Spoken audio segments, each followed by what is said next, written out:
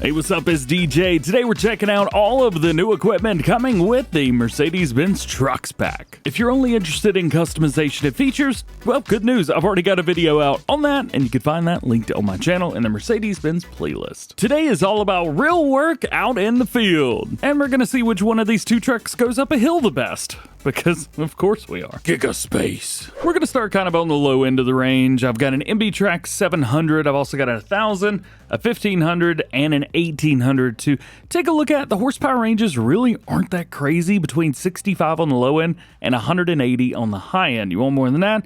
You're going to get a Unimog. So all the way down at the little bottom, we have the MB-trac 700. This has got 65 horsepower, and I was terrified to push it to its limits. So I got a grass field here with some vines, and we're gonna give ourselves just the best try possible with this. It is small enough to fit in vineyards. I put these as close as possible, so it will work perfectly fine in here. You may not get as close as you may want to, but as long as you're able to get it on the center, I think you'll be a-okay.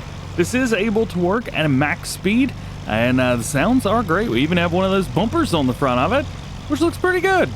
Alrighty, well, this one is pretty straightforward. I think most of these are pretty straightforward, but I just wanted to kind of show them to you and give you a couple ideas. Also, you don't have to use this as a vineyard tractor, but to be fair, at 65 horsepower, there's not a whole lot of other places for it.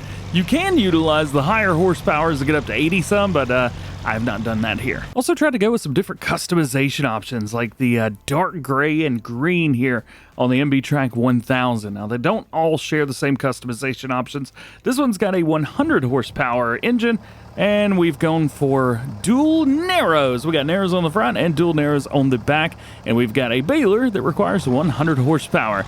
I really didn't want to push any of this equipment past its limits. I felt like that was kind of unfair a bit.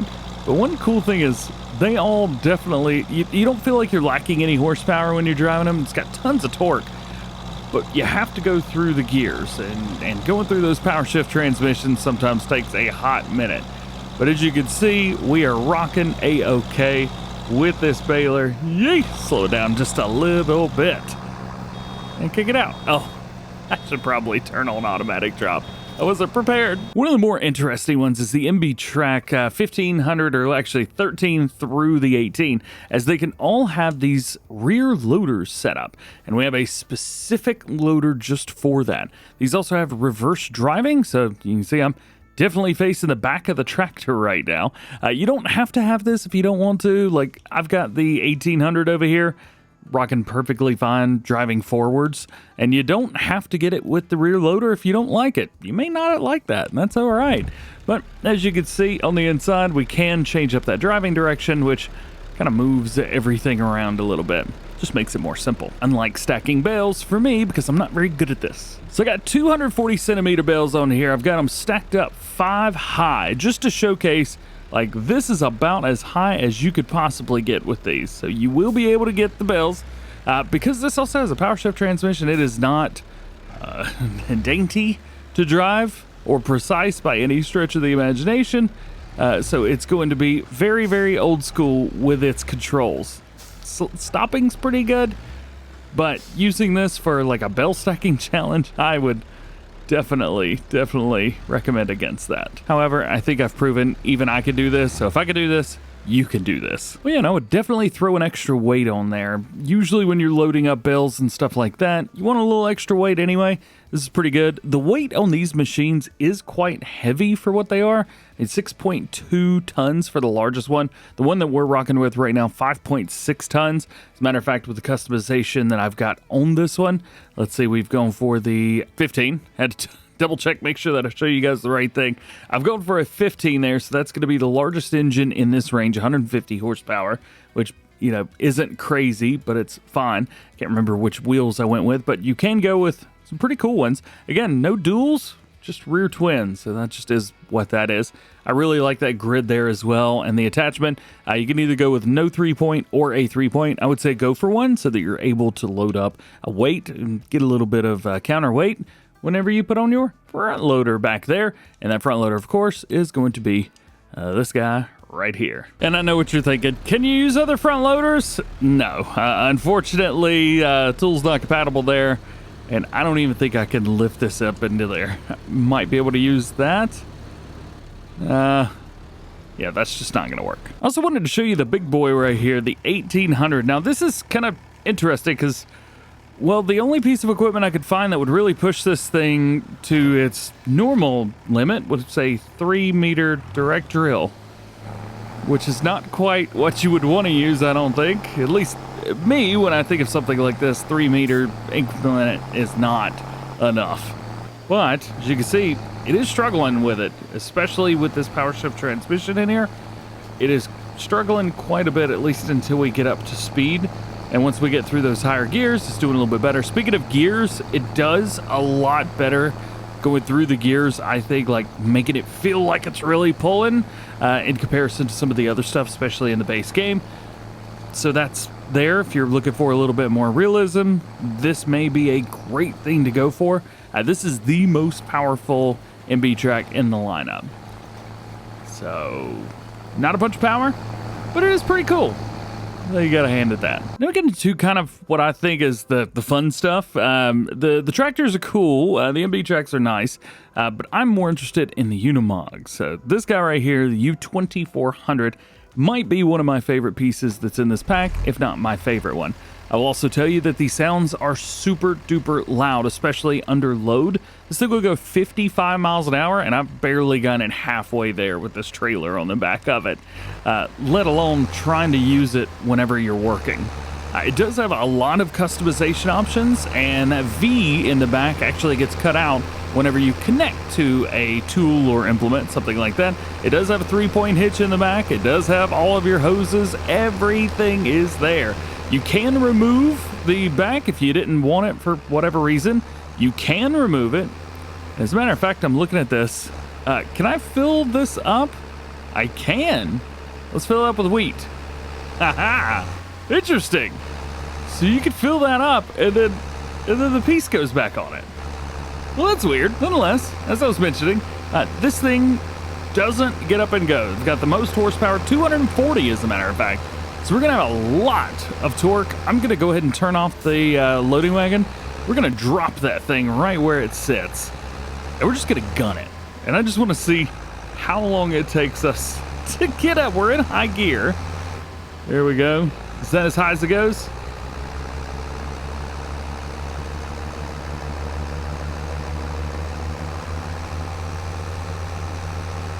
Yes, it is. All right, so high gear, 55 miles an hour. I have an 8 gear number, so 8 and high.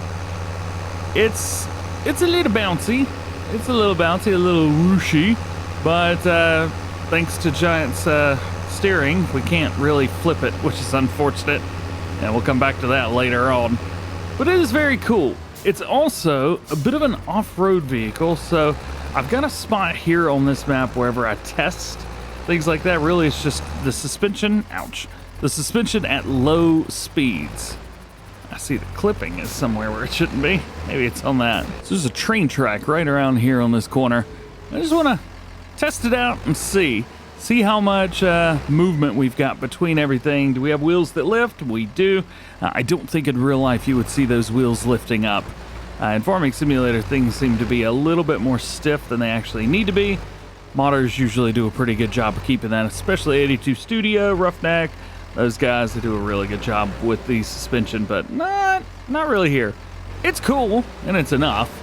However, lateral movements, not so much. Now, this thing's just epic. So this is our U535. This is as good as it gets for the Unimog. I really wanted to throw on the mowers, and then I remember the Giants also did this. So I apologize for doing exactly what they did. To make it up to you, I'll give you a working rear view camera, which actually works. Which is very, very cool. Works really well. I have had no issues with it. We've got cameras in almost all of the rest of the equipment. I think there's 4 pieces total, and we've only got 5 more pieces to look at. So there is that. This is a really just kind of interesting piece of equipment because you've got the front and rear 3-point hitches and PTOs. And then whenever you're done, you could just kind of drop these where they lay and then go get any baler you want or any loading wagon that you want because you've got enough power for them. The thing you may not have is enough weight. That's the only thing I worry about because this weighs 9 tons, which, you know, is pretty good. But at 354 horsepower, maybe we could jump in here and see some of the other stuff that has about that power. And we're looking over 10 tons, so, you know, into the 11s and 12s for stuff like that. And the size, just the sheer mass of those machines are much greater. So I'm a little worried that we may not have just the oomph to get up. Also, we do have new wheels on these. We have Alliance tires. We actually have Alliance tires on a couple pieces of machinery in this, and I've gone for every single customization option possible here. This also has a tipper option on the back of it as well. Utilizing my mod right here, we can go in 2,500 liters. It's not a lot, but I mean, it's better than nothing, and we could control whether we dump on the left, right, or back. So that's kind of cool. It's enough to feed your chickens, as I would say. So there's that. Here's the other thing, though. This truck, it's a tractor. It does all the stuff. You have all the hitches on the front, all the hitches on the back. Well, flip those visually, but you've even got like the roll cage that's on here, all kinds of crazy extra lights, which are awesome. I am noticing something interesting, though. These don't work. I don't know if they're supposed to. Maybe I accidentally burned the bulbs out. It is a very powerful machine. And if you're looking for something just to start off with, you know what? If I'm doing a logging series or something, I don't want to start off with a pickup truck and a chainsaw anymore. I want to start off with one of these. Oh, and these are pretty cool too, because if we go in here and take a look, both of the Unimogs, as a matter of fact, they have an option for no platform, and we have hitch options right around here. Actually, there's 4 of them. I don't know if you can see those. And then we have kind of like some resting points here, maybe where we bolt on things. It has been said by Giant Software and Farming Simulator that modders will be able to make attachments for these. So it doesn't sound like Giant's made a single one, but you can. That's what I'm hearing. Nonetheless, it is neat that people will be able to use their own creativity on this. I just don't know how much freedom people are going to have for it. Hopefully a lot. So that's everything I would consider like a tractor. Now we get to talk about trucks. We have 5 semi-trucks total, and one of them's a tractor. Kinda. I guess they're all tractor trailer, but we won't go into that. We basically have 2 different platforms. We have the Eric's platform and we have the Actros L platform. The Actros L is available in a regular semi-truck, whether it be a 2 or 3 axle, and then it's available with the Myler Tektrum RS21 hook lift system on the back, and that is available as a 3 axle version. Then we also have the Eric's. Now this is available in the 4x4, so it is front wheel assisted as well. You can also get it in the 6x6, or if you go with the ITRunner, you could go with the 8x8 setup, which is chungus, to say the very, very least. Then, if you really want, you go with the Heizotruck here, which is also based on the Eric's, which is very nice. Now, the Heizotruck V2, the Actros L Tektrum, and the Actros L here all have cameras too, which is very cool. Now, I've gone for some very interesting setups as far as engines go on these 2 setups. So our Eric's right here, we've gone for the biggest engine possible. 625 horsepower, 6-wheel drive. Is it going to be a monster? Well, I guess technically 10, but again, we won't go into it. And then I've gone for the least amount of power here, only 326 horsepower, so almost half as much power, and it is only rear-wheel drive. And in both of these, I've got 59,400 liters of stones. Yeah. So, I wanted to just see how they manage. I thought about giving this truck, since it's a newer truck, all the power, but I was like, nah. It should be able to do fine, right? Right? So pitter-patter, let's get at her. And our 4 mirror option. We got 2 cameras over here, 2 cameras over there, and everything works great. It is bouncing quite a bit, and let's see how we do. So this is a pretty hilly setup through here. We do have our power shift option, looks like, or just manual. I think it's just manual. Oh, going through the gears. We're in 9th gear out of 10. There we go. All right, it's going down. Maybe not out of 10. Oh, yeah. So this is why I like using this, because it really puts stuff to its limits. Technically, no base game stuff should get stuck anywhere on any of the base game maps. But this one is, I'll be honest, it's kind of stuck. I mean, I'm sitting here spinning like crazy. What if I go real slow with it? Nope. She's stuck a rooski, boys. All right, so about there-ish. So now let's try this. Let's see just how much better an older truck, but a better in every single way, supposedly, truck is. Twice the power, more wheels pulling. As a matter of fact, 2 extra axles pulling. Oop, let's go over here. It does feel better. We're going 23 miles an hour instead of like 8, but that could all change as we go around these corners. Well, I guess it could change, but it's not going to. More power, always do better. Oh, yes. Oh, it's dragging though. The in-game system just doesn't do quite good enough job of downshifting into gears that are appropriate. Wonder if I let off the gas. There we go. That's a little bit better. It's almost as bad as GTA. But big engine, no issues, all good. And now smooth sailing downhill the rest of the way. All right, so now let's go in the same order of trucks, but we're now going to be running ITRunner. We're using the Actros L here. This one's got a little bit more power than the last one did. This one has 428, so roughly, what is that, 60, 70 more horsepower than the other version did, but we've got a lighter load, to be fair, and it's on top of the truck, so the mass is all together, and the rear 2 axles are going to be working. Now, this is a pretty interesting setup, the MB-trac Trim 21. This is the one that was in the blog that they accidentally released to partners, and then posted a different one, and partners got the information too late. With this, I've actually used a different ITRunner, because I wanted to showcase that you don't have to use what comes in the pack. Sure, we've got a couple things in here, but nothing that does log. So I wanted to get something that did that. So what I did was I went into the changing systems right here, went through and was like, ow, wait a minute. The MAN TGS hook lift. This mod just came out and it's long enough. Actually, it's a little bit too long, to be fair. The XL platform comes out past where the hook is right now. So if you want to use that, maybe go with the one in the regular hook lift pack. But you can actually do that because we have trailer hitches.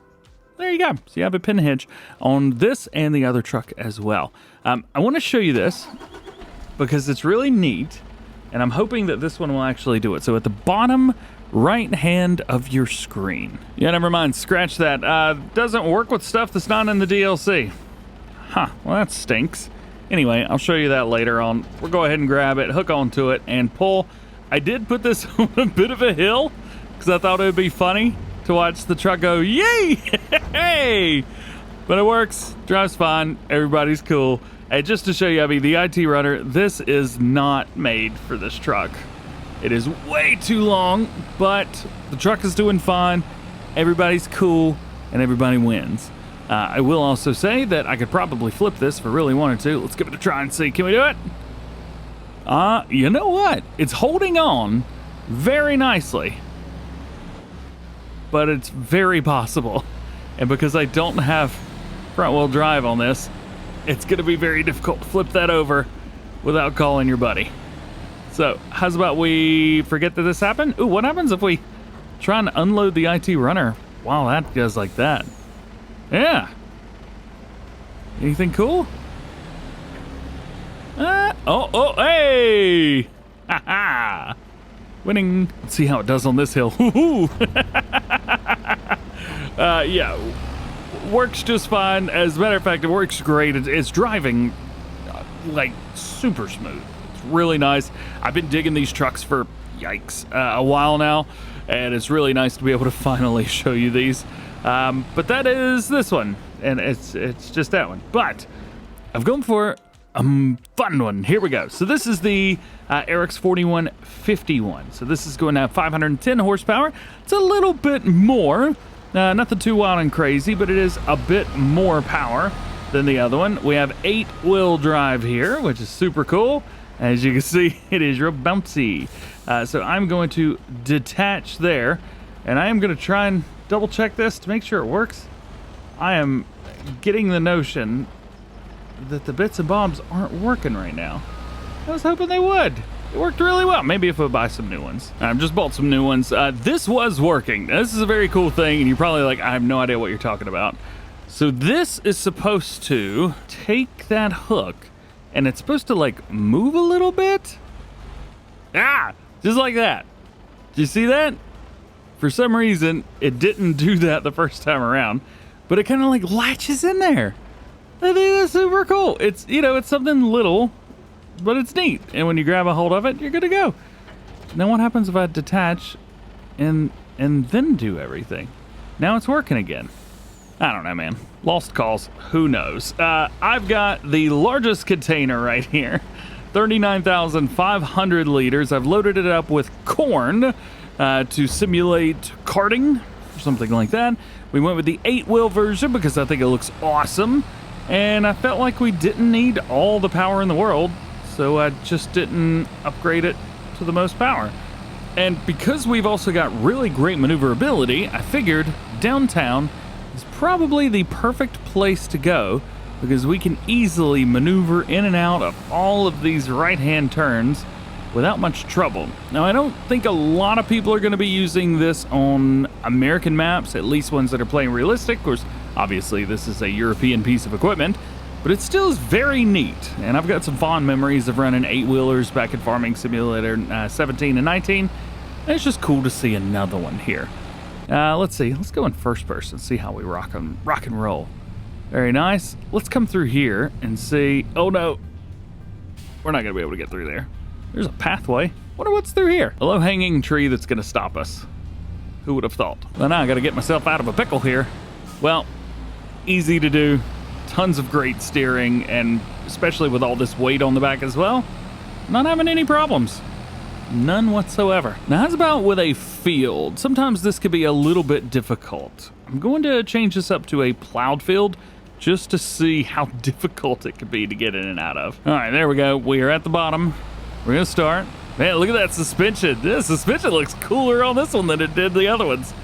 We've got lots and lots of bounce, and because we've got 8-wheel drive, or, well, you know, all 4 axles are pulling, wherever there's lost grip for one, we seem to find the grip for the others.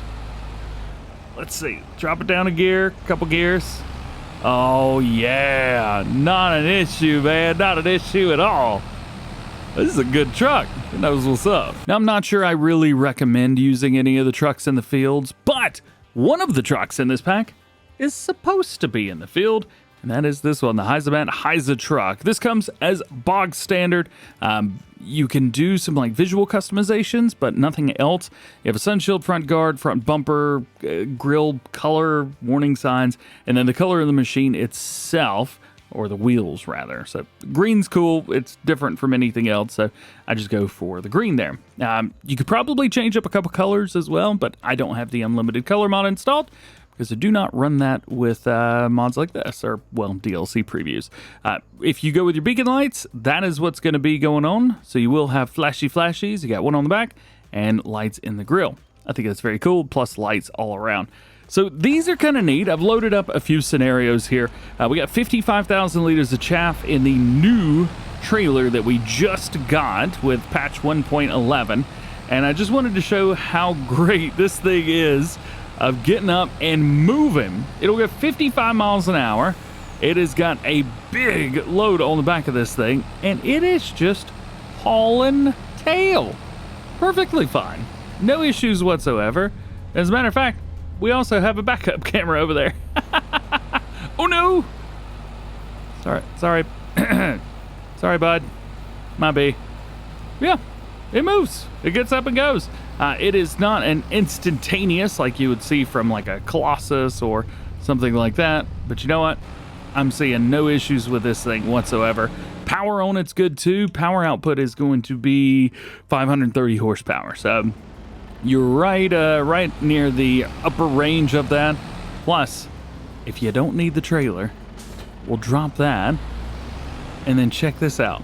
We got a PTO We've got every single hitch that you need, all of the hookups, your air, hydraulics, and we've even got a hitch at the very front. So you can do a lot with this truck that you can't do with anything else. It reminds me actually a lot of the MAN truck, the way it was at the very beginning, the old school farming truck. Well, say old school farming simulator farming truck. I think this is the new big bad boy on the market. I just wish I could take off the Heizotruck stuff and make it not bright green. It's a little bit tacky. And there you go. That is all the gameplay and features that you should know about, and, well, really the abilities of this machinery pushed to its limits. It is not every day that the majority of a DLC is vehicles. I know this is a very big deal. I'm very pumped about it. It's also really exciting that our Year 1 expansion is going to be a land where we can use this machinery, and it's right at home. I'm really excited about that as well. Hey, if you got any opinions, let me know down below. Otherwise, hope you enjoyed this video. If you'd like to pick up the DLC, we'll have links at the bottom of the description. Otherwise, just have an awesome day. We'll catch you in the next one.